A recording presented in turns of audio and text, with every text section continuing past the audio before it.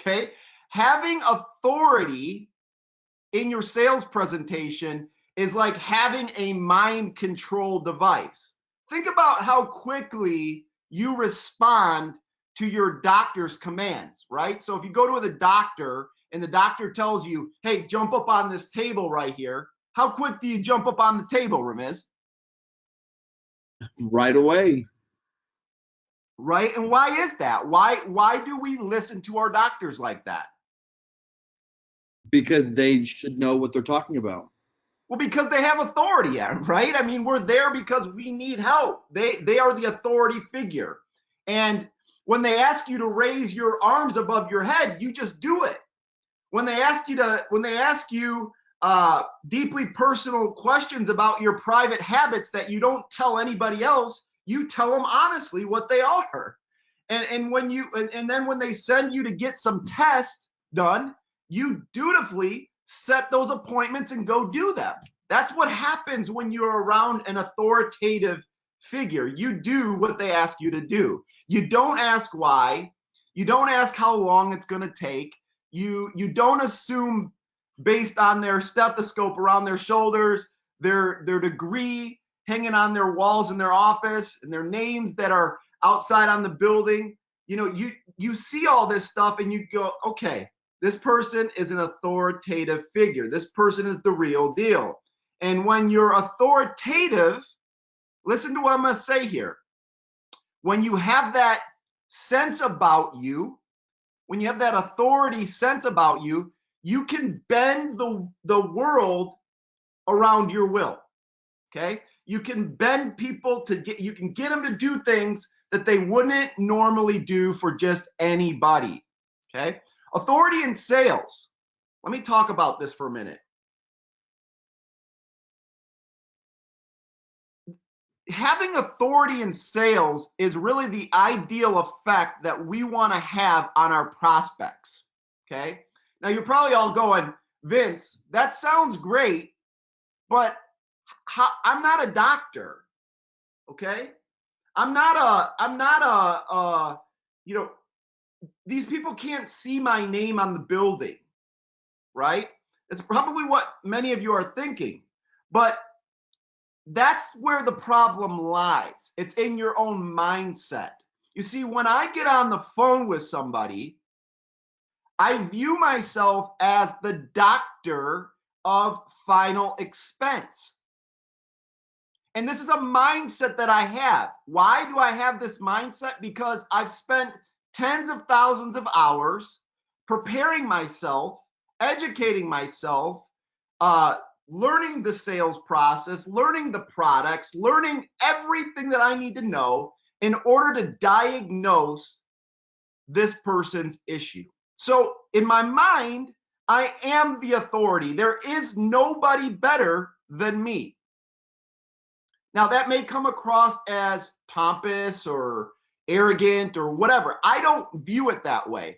I view it as myself being prepared and doing whatever it took to get to this authority level. And you can do this too. We want to be seen as the authority. We want our prospects to look up to us. Okay? Authority, this is why we want this. Authority leads to trust. Trust leads to the prospect putting weight into everything that you say and taking action on the things that you say. That's why we want this authority. That's why we want to be seen as an authoritative figure. In the first 4 seconds of every call, you want to be seen as sharp as a tack,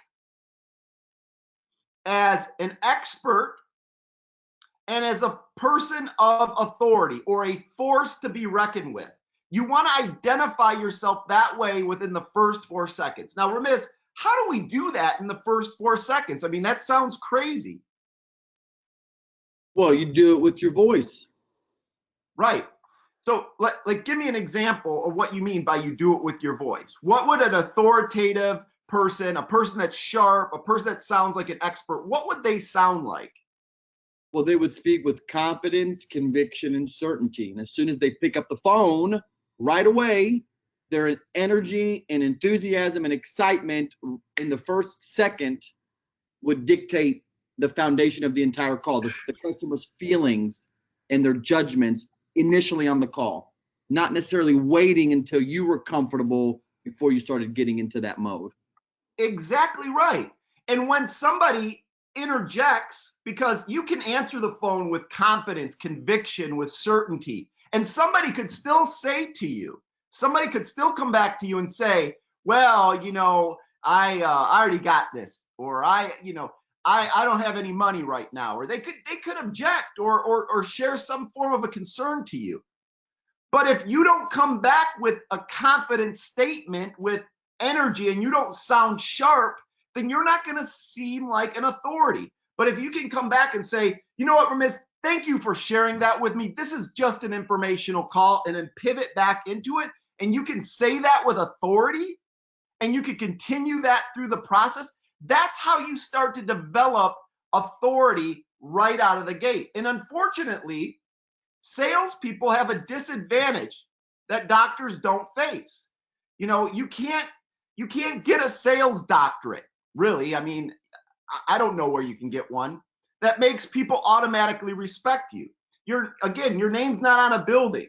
If anything, salespeople have to work harder to earn enough trust to fight against the negative sales stereotypes. And that's the bad news. But here's the good news. Here's the good news. The good news is that you can become massively authoritative by just thinking harder about how you communicate with your prospect. Okay? It's your mindset going into the call. Do you believe that you're authoritative? Are you coming across? Are you acting authoritative? In fact, you can even achieve more authority than people with more knowledge and expertise than you have. You can do this. Okay, when you can explain something clearly and with authority, people will assume it because you understand it better than anyone else, right? What's the saying that we say all the time?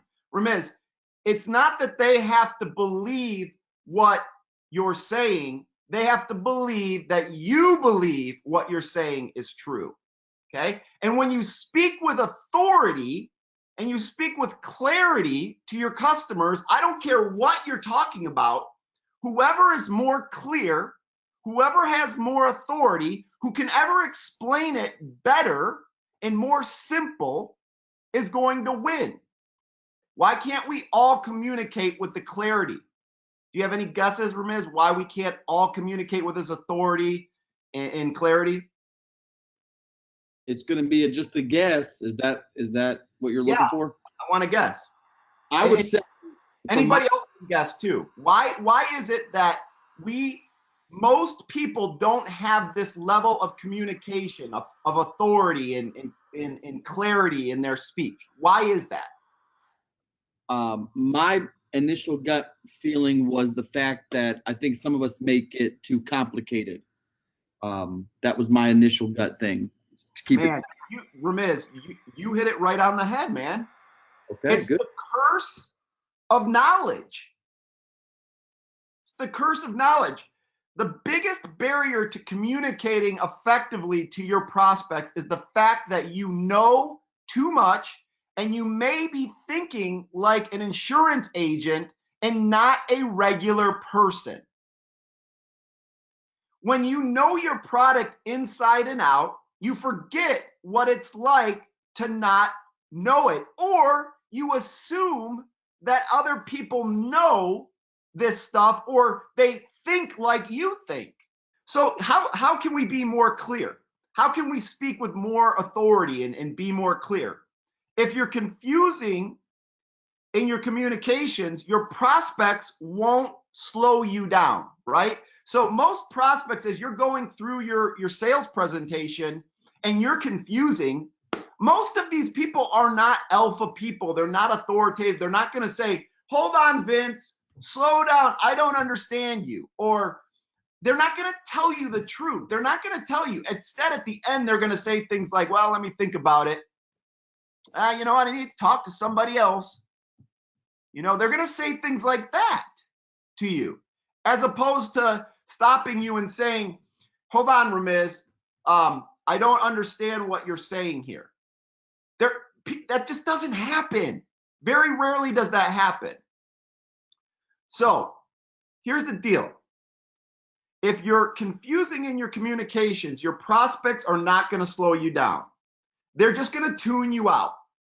Most prospects are too embarrassed to confess to you that they don't understand you, and because of this, they won't feel confident to make a purchase. And there's a simple formula that I want to share with you. Simple formula. More clarity, write that down if you're taking notes. More clarity equals more authority equals more sales. The more clear or sharp you can speak, the more authoritative you're going to come across. And the more authoritative you're going to come across, the more people are going to just jump in your boat and do what you tell them to do. That's the simple formula here.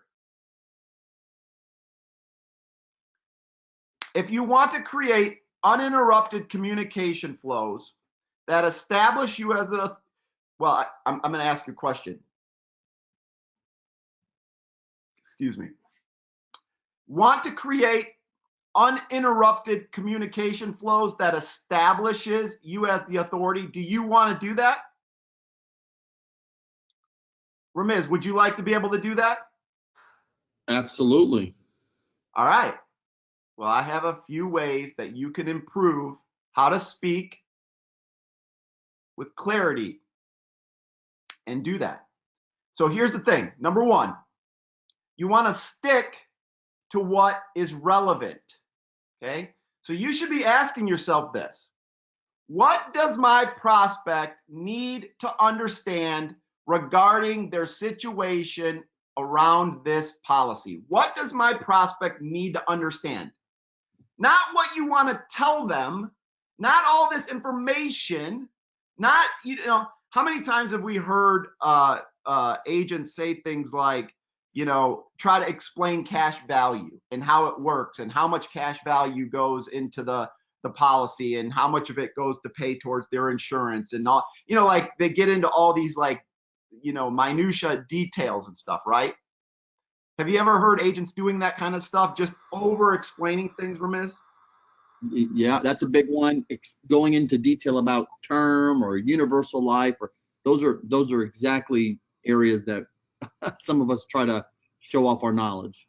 Yeah, and a lot of times they're just going off the process, going off the script because they believe in their mind it's the curse of knowledge. They believe that if they share all this knowledge with somebody, that somehow it's going to make them, you know, look more, you know, authoritative maybe. I don't know. But all you're doing is convoluting the situation, making it more confusing. You're not speaking with clarity. You're not speaking with certainty behind what you're saying. And so you're not giving the customer what they need.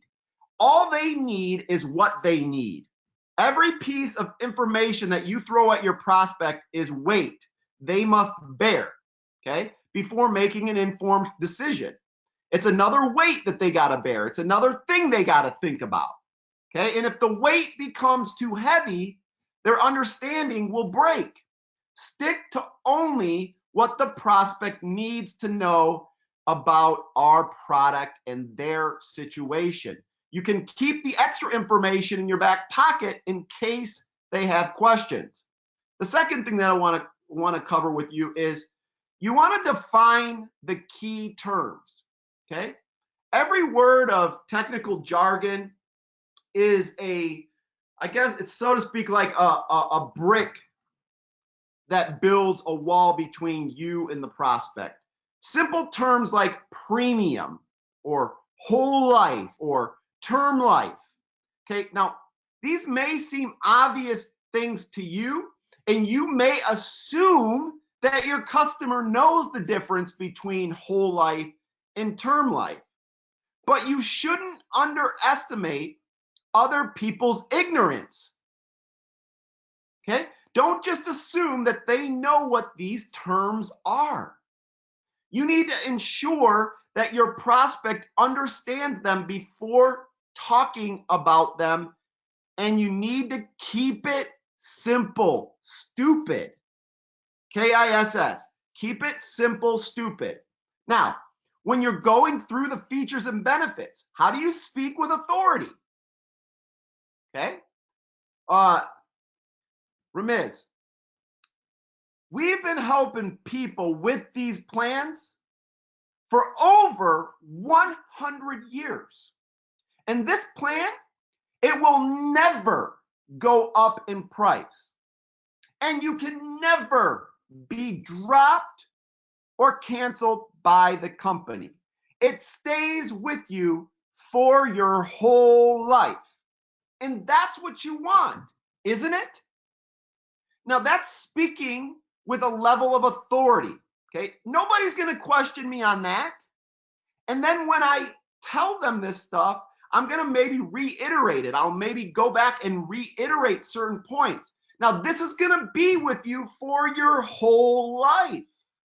This is not like one of those term life plans where the plan could potentially terminate on you.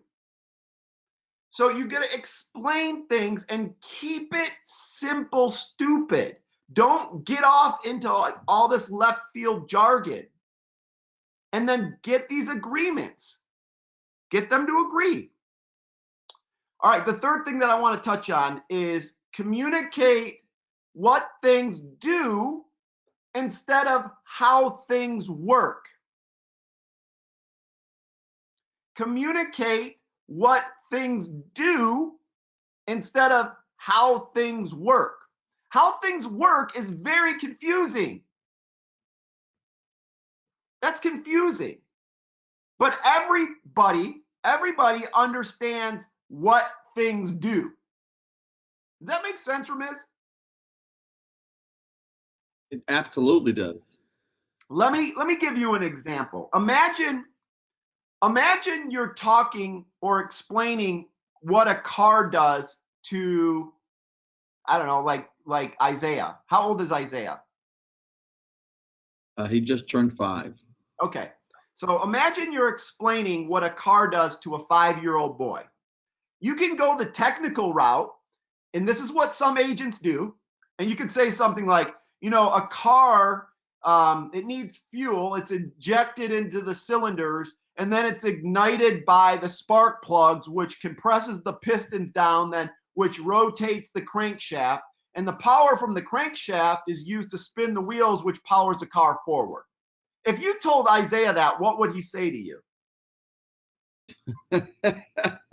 He'd say, "Papa, you're so funny," and he'd come give me a hug. That's what he'd say.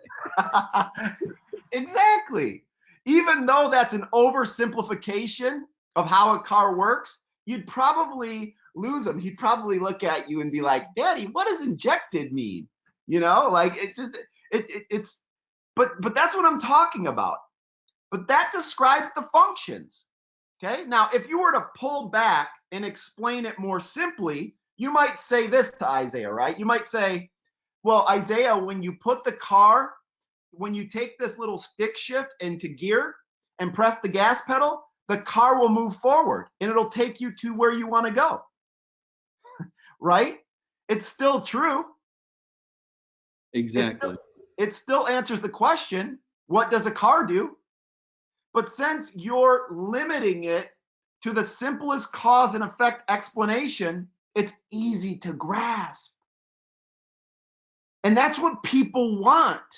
They want this simplification. They want this clarity. They want to feel like they understand. And they want to understand. They want to deal with somebody like you who's got authority.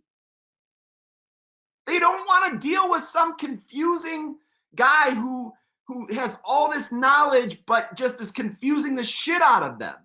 They don't want to deal with that. They're not going to tell you that, though. Instead, they're just going to tune you out and they're not going to listen. And they're going to say, I need to think about this at the end. Okay. Ask your customer, ask your prospect to tell you how they believe this product works, right? So after you've gone through a feature or a benefit, ask them, now, can you see how this could work for you? Do you see how this works? Isn't that awesome that this product will never cancel on you? Get them to share their level of understanding with you. When you understand just how much your prospect gets the benefit or gets the benefits of your product, you'll know where you're at with that customer and you'll be able to build from it. All right, last thing that I want to talk about here is the difference between an expert and an authority. The difference between an expert and an authority. An expert is someone who knows their topic thoroughly, okay? Now, most of you are experts on the product that we sell, okay? But an authority is someone who is seen as someone who knows their topic thoroughly. So let me give you an example here. There's a lot of experts on our platform. A lot of them know our products. A lot of them know our sales process. A lot of them know a lot, right? There's a lot of experts, but there's not a lot of authorities. There's not a lot of people that are seen as an expert. And the difference is key, okay? You can have all the knowledge in your head. You can be the best expert. You can know everything about what we do. But unless you are seen as the authority, nothing matters. None of that knowledge matters. When you are seen as the authority is when you will begin to close more sales and help more people. And let me say this, it's not even close more sales. It's people will just fall in your lap. When you're an authority, people will fall in your lap. You don't even have to close the sale at the end. They trust and believe you so much. When you tell them, go grab your checkbook, they go grab your checkbook. When you tell them, here's what we're going to do, we're going to go with this, they do that option. It's not closing anymore. When people see you as the authority and you've done a good job, they just fall in the boat. All right, guys. Well, that's the topic here today. And I want you to think about that. Am I seen as an authority? Am I seen? And why, if I'm not, why is that? Why am I not seen as authority? And the reason lies in your own mindset. If you truly are an expert, you know what you're doing, but you're still not seen as an authority, it's because you don't see yourself as an authority yet. You don't have that conviction in yourself. You don't have that confidence in yourself. You're not speaking with this level of clarity, and you're not speaking in a manner that is seen as an authority. And so it all starts with how you see yourself and how you talk to people. Are you clear? Are you confusing? So start, as you get on the phone, start thinking about it. Am I sounding authoritative here? Am I being clear? That should be on the top of your mind as you're going through your sales process and as you're taking those phone calls.